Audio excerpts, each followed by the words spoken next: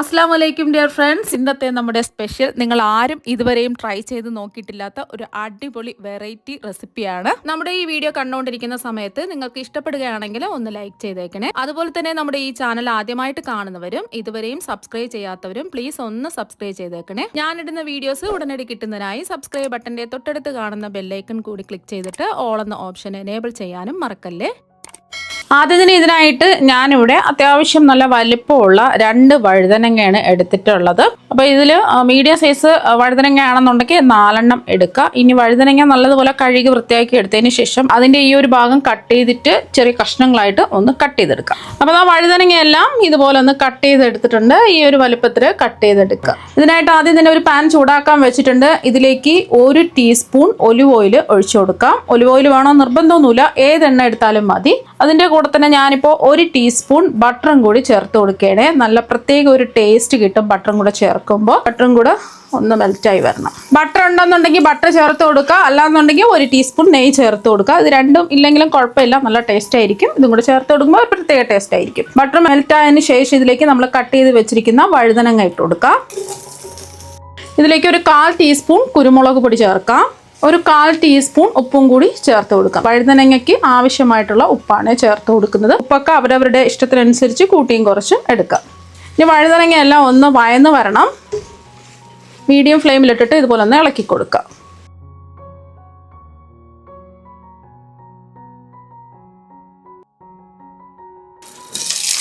അപ്പോൾ വഴുതനങ്ങയെല്ലാം വെന്ത് വന്നിട്ടുണ്ട്. വെന്തങ്ങ് ഉടഞ്ഞു പോകാൻ പാടില്ല, ഇതുപോലെ കഷ്ണങ്ങളായിട്ട് കിടക്കണം. മുഴുവനായിട്ട് മൂടി വെച്ച് കൊടുക്കരുത്. പകുതി കുക്കാവുന്ന സമയത്ത് ഇടയ്ക്കൊന്ന് മൂടി വെച്ച് കൊടുത്താൽ മതി. അപ്പോൾ നല്ലോണം വെന്ത് കിട്ടിയിട്ടുണ്ട്, ഉടഞ്ഞു പോകരുത്, അതൊന്ന് പ്രത്യേകം ശ്രദ്ധിക്കുക. ഇതൊന്ന് വേറെ പാത്രത്തിലേക്ക് മാറ്റാം. അതേ പാനിൽ തന്നെ 1 ടീസ്പൂൺ ഒലിവ് ഓയിൽ ഒഴിക്കാം. അതിൻ്റെ കൂടെ തന്നെ 1 ടീസ്പൂൺ ബട്ടറും കൂടി ചേർത്ത് ഒന്ന് മെൽറ്റ് ചെയ്തെടുക്കാം. ഫ്ലെയിം കുറച്ച് വെച്ചിട്ട് ബട്ടർ ചേർത്ത് കൊടുക്കുക. എണ്ണ ഒലിവ് ഓയിലിന് പകരം ഏതെണ്ണ വേണമെങ്കിലും എടുക്കാം. അപ്പോൾ ബട്ടറൊക്കെ ഒന്ന് മെൽറ്റായിട്ടുണ്ട്. ഇനി ഇതിലേക്ക് ഇപ്പോൾ ഒരു 2 ടേബിൾ സ്പൂൺ വെളുത്തുള്ളി അലികൾ ചെറുതായിട്ട് ചോപ്പ് ചെയ്തെടുത്തിട്ടുള്ളതാണ്, അതും കൂടി ചേർത്ത് കൊടുക്കാം. അപ്പോൾ വെളുത്തുള്ളി ചേർത്ത് കൊടുക്കുമ്പോൾ നല്ലൊരു പ്രത്യേക മണവും ടേസ്റ്റുമാണ്. വെളുത്തുള്ളി ഇതുപോലെ ചെറുതായിട്ട് കട്ട് ചെയ്യേണ്ട ആവശ്യമില്ല, ചോപ്പറിൽ വെച്ചിട്ട് ചോപ്പ് ചെയ്തെടുത്താൽ മതി. പിന്നെ വെളുത്തുള്ളി ചതച്ച് വേണമെങ്കിലും ചേർത്ത് കൊടുക്കാം. വെളുത്തുള്ളി പേസ്റ്റ് ആണെന്നുണ്ടെങ്കിൽ സവാള വഴറ്റിയതിന് ശേഷം മാത്രമേ ചേർത്ത് കൊടുക്കാവൂ. ഇതിൽ നമ്മൾ ഇഞ്ചി ഒന്നും ചേർക്കുന്നില്ല. അപ്പോൾ നിങ്ങൾക്ക് ഇഷ്ടമാണെന്നുണ്ടെങ്കിൽ ഇഞ്ചി ചേർത്തോളൂ, പക്ഷെ ഞാൻ ഇതിൽ ഇഞ്ചി ചേർക്കുന്നില്ല. വെളുത്തുള്ളിയുടെ ആ ഒരു പച്ച മണം മാറി കിട്ടുന്നവരെ ഒന്ന് ഇളക്കി കൊടുക്കുക. ഫ്ലെയിം കുറച്ച് വെച്ചിട്ട് ഒരു 20 സെക്കൻഡ് ഇളക്കി കൊടുക്കുക. ഇപ്പോൾ നല്ലൊരു മണം വരുന്നുണ്ട്. നമ്മൾ വെളുത്തുള്ളി കൂടുതൽ ചേർത്ത് കൊടുത്തിട്ടുണ്ട്, നല്ലൊരു മണമാണ് ആ ബട്ടറിൽ കിടന്ന് മൂത്തിട്ട്. ഇനി ഇതിലേക്ക് ഒരു വലിയ സവാള ചെറുതായിട്ട് കട്ട് ചെയ്ത് ചേർത്ത് കൊടുക്കുക. സവാള എല്ലാം നല്ലതുപോലെ ഒന്ന് വയന്ന് വരണം.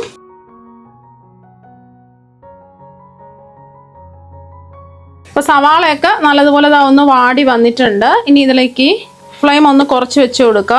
1/4 ടീസ്പൂൺ മഞ്ഞൾപ്പൊടിയും ഒരു 2 ടീസ്പൂൺ മുളക് പൊടിയും കൂടി ചേർത്ത് കൊടുക്കാം. ഞാനിപ്പോൾ എടുത്തിട്ടുള്ളത് അധികം എരിവില്ലാത്ത കാശ്മീരി മുളക് പൊടിയാണ്. എരിവുള്ള മുളക് പൊടിയാണെന്നുണ്ടെങ്കിൽ 1 ടീസ്പൂണൊക്കെ ചേർത്ത് കൊടുത്താൽ മതിയാവും. അവരവരുടെ എരിവിനനുസരിച്ച് എത്രയാണോ മുളക് പൊടി വേണ്ടത് അതിനനുസരിച്ച് മുളക് പൊടി ചേർക്കുക. അതിൽ വേറെ പൊടികളൊന്നും ഒരുപാടൊന്നും ചേർക്കേണ്ട ആവശ്യമില്ല, മല്ലിപ്പൊടിയൊന്നും ചേർക്കേണ്ട ആവശ്യമില്ല. പൊടികളുടെ പച്ചമണം മാറി കിട്ടുന്നത് വരെ ഒന്ന് ഇളക്കി കൊടുക്കാം.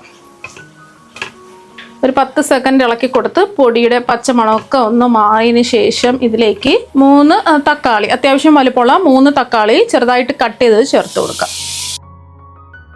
നമ്മൾ ഇതുവരേക്കും ഉപ്പൊന്നും ചേർത്ത് കൊടുത്തിട്ടില്ല, ആവശ്യത്തിനുള്ള ഉപ്പും കൂടി ചേർത്ത് കൊടുക്കാം. അപ്പോൾ ഒരു 1/2 ടീസ്പൂൺ ഉപ്പാണ് ചേർത്ത് കൊടുക്കുന്നത്. ഉപ്പ് കുറച്ച് മതി എന്നുണ്ടെങ്കിൽ 1/4 ടീസ്പൂൺ ചേർത്ത് കൊടുത്താൽ മതി. ഇനി തക്കാളിയൊക്കെ നല്ലതുപോലെ ഒന്ന് വയന്ന് ഉടഞ്ഞു വരണം, മൂടി വെച്ച് കൊടുക്കാം. തക്കാളിയൊക്കെ വയന്ന് വെന്ത് വന്നിട്ടുണ്ട്. ഇടയ്ക്കൊന്ന് ഇളക്കി കൊടുക്കുക. വേണമെന്നുണ്ടെങ്കിൽ ചെറിയ ചെറിയ കഷ്ണങ്ങൾ പോലെ കിടക്കുന്നത് ഇതുപോലെ ഒന്ന് പ്രസ് ചെയ്ത് കൊടുക്കുമ്പോൾ ഉടഞ്ഞ് കിട്ടിക്കോളും. തക്കാളിയെല്ലാം ഇതുപോലെ ഒന്ന് ഉടച്ചെടുത്തതിന് ശേഷം ഇതിലേക്ക് അത്യാവശ്യം വലിപ്പമുള്ള ഒരു തക്കാളി മിക്സിയിൽ ജാറിലിട്ടിട്ട് ഒന്ന് വെള്ളമൊന്നും ചേർക്കാതെ അരച്ചെടുത്തിട്ടുള്ളത്, അതും കൂടി ചേർത്ത് കൊടുക്കുക.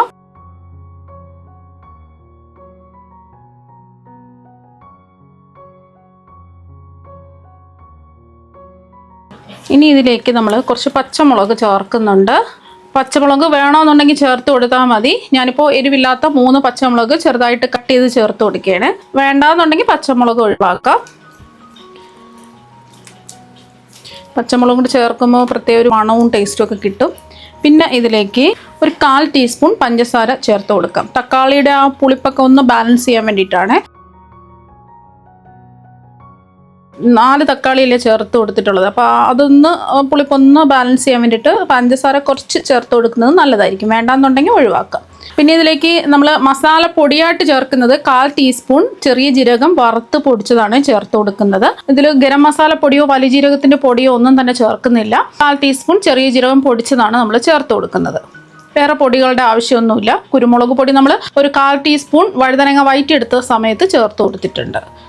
ഇനി ഉപ്പൊക്കെ ഉണ്ടോ എന്ന് ചെക്ക് ചെയ്ത് നോക്കാം. ആവശ്യമെങ്കിൽ ഉപ്പ് ചേർത്ത് കൊടുക്കാം. അപ്പോൾ എനിക്ക് ഉപ്പ് കറക്റ്റാണ്. ഇനി ഉപ്പ് ചേർക്കേണ്ട ആവശ്യമില്ല. ഒന്ന് ഇളക്കി കൊടുത്തതിന് ശേഷം ഇതിലേക്ക് വഴറ്റി വെച്ചിരിക്കുന്ന വഴുതനങ്ങ മുഴുവനും ചേർത്ത് കൊടുക്കാം. ഇതിൽ നമ്മൾ വെള്ളം ഒന്നും ഒഴിക്കുന്നില്ല. വെള്ളം ഒഴിക്കാതെയാണ് ചെയ്തിട്ടെടുക്കുന്നത്. നല്ല ടേസ്റ്റാണ്. ചോറിൻ്റെ കൂടെയും ബ്രേക്ക്ഫാസ്റ്റിൻ്റെ കൂടെയൊക്കെ നമുക്ക് അടിപൊളി ടേസ്റ്റിൽ കഴിക്കാൻ പറ്റും. വേറെ ഒരു കറിയുടെ ആവശ്യമില്ല. ഇനി വേണമെന്നുണ്ടെങ്കിൽ കുറച്ച് മല്ലിയിലയും കൂടെ ചേർത്ത് കൊടുക്കാം. ഒരു 2 ടേബിൾ സ്പൂൺ മല്ലിയിലയും കൂടെ ചേർത്ത് ഒന്ന് ഇളക്കി കൊടുക്കാം. ആ വഴുതനങ്ങ ഒന്നും പൊടിഞ്ഞു പോകരുത്, എന്നാലേ ഒരു പ്രത്യേക ടേസ്റ്റ് കിട്ടുള്ളൂ. അപ്പോൾ അതാ ഒന്ന് ഇളക്കി കൊടുത്തതിന് ശേഷം നമ്മൾ ഇതിലേക്ക് ഒരു 3 കുഴി ഉണ്ടാക്കുക.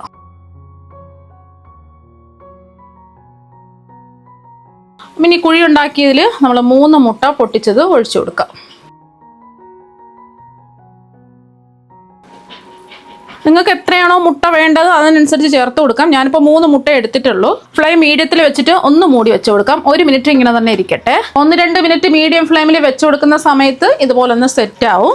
ഇനി ഇതിലേക്ക് കുറച്ച് ചീസാണ് ഞാൻ ചേർത്ത് കൊടുക്കുന്നത്. ചീസ് വേണം നിർബന്ധമൊന്നുമില്ല. ചീസ് ഇല്ലാന്നുണ്ടെങ്കിൽ ഒരു പിഞ്ച് കുരുമുളക് പൊടിയും അല്ലെങ്കിൽ മുളക് പൊടിയോ ചേർത്ത് കൊടുക്കുക. മുട്ടയുടെ എല്ലാ ഭാഗത്തും ചേർത്ത് കൊടുക്കുക. പിന്നെ വേണമെന്നുണ്ടെങ്കിൽ ആവശ്യത്തിനുള്ള ഉപ്പ് ചേർത്ത് കൊടുക്കുക. ഇതിലിപ്പോൾ ഞാൻ ഉപ്പ് ചേർക്കുന്നില്ല. ചീസിൽ അത്യാവശ്യം ഉപ്പൊക്കെ ഉണ്ട്. ഒരു പിഞ്ച് ഉപ്പ് എല്ലായിടവും വിതറി മുട്ടയുടെ ഭാഗത്ത് ഇട്ട് കൊടുത്താൽ മതി.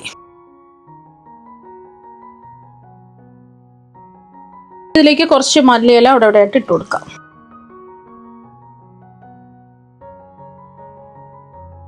വീണ്ടും നമുക്ക് മൂടി വെച്ച് കൊടുക്കാം. ഒരു 2 മിനിറ്റ് കഴിഞ്ഞതിന് ശേഷം ഒന്ന് തുറന്ന് നോക്കാം. അപ്പം നല്ലൊരു മണം വരുന്നുണ്ട്. അപ്പം നല്ലോണം ഇതാ സെറ്റായി വന്നിട്ടുണ്ട്. ഇത് എന്തിൻ്റെ കൂടെയും കഴിക്കാവുന്നതാണ്. ചോറിൻ്റെ കൂടെ മാത്രമല്ല, ബ്രേക്ക്ഫാസ്റ്റിൻ്റെ കൂടെയും കഴിക്കാം.